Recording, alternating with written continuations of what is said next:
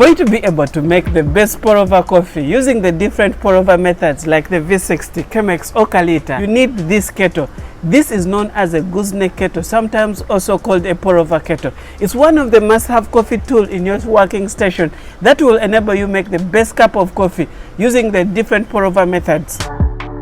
In this video, I'd like to share with you the basic knowledge that you need to know about this gooseneck kettle. The key features that you must keep in mind that makes this gooseneck kettle different from your normal household kettles, and how you can properly use it to make that perfect cup of coffee.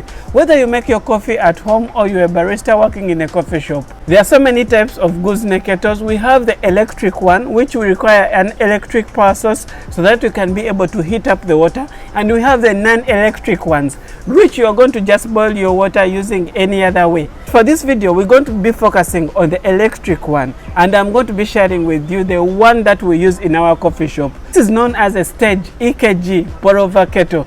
This is the one that we use in our coffee shop.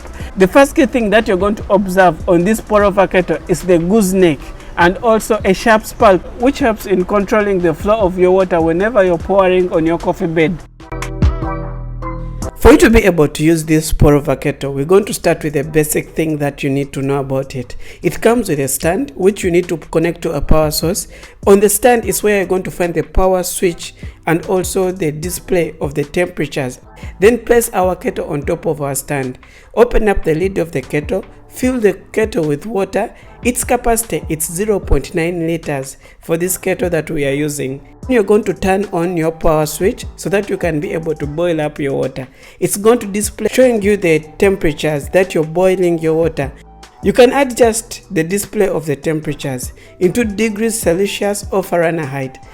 So for us, we're going to be using the degrees Celsius, and we'll adjust it from 0 until 100 degree temperatures. It's where you can boil your water. So we're going to set our temperatures. Since we are making a pour over coffee, we set our temperatures on a 91 or 92. This is the one that we use when we are making our pour over coffees. After setting up your degrees that you're going to use for brewing your coffee, you're going to wait for the water to boil. One of the key things that I love about this pour over kettle, it can hold the water temperature for 60 minutes without dropping the temperatures. So you can just set your temperature on hold so that it can be able to keep the consistency of the water without dropping the temperatures very fast. This is going to help you to keep the consistency whenever you're pouring your water into your coffee bed, and also to keep the consistency in the temperature so that you can be able to achieve the best temperatures in your cup of coffee.